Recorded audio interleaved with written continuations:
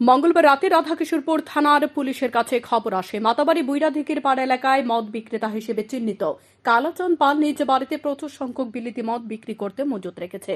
Police দীর্ঘদিন ধরে কালাচাঁদ পালকে জালে তোলার জন্য চেষ্টা চালিয়ে যাচ্ছে।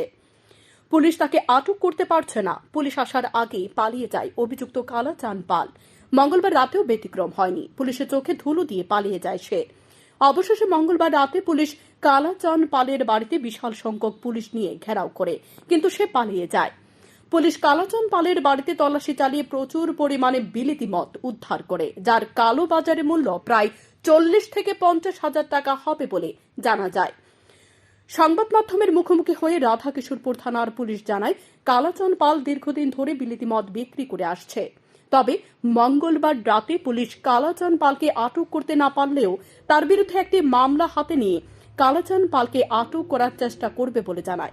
আমাদের কাছে সন্ধ্যাবেলা একটি খবর আসে যে মাতাবাড়ি বুড়াদিঘির পাড়ে কালাচাঁদ পালের বাড়িতে ইলিগালি ফরেন লিকার স্টোর করে রেখেছি। এই খবর পাওয়া মাত্র আমরা আমাদের থানার সব অফিসাররা মিলে ওখানে ঘটনাস্থলে গিয়ে রেড করি এবং রেড করার পর এসব ফরেন লিকার সিজ করি। আনুমানিক বাজার মূল্য কত টাকা হতে পারে? আনুমানিক বাজার মূল্য 40 থেকে 50 হাজার টাকা হবে।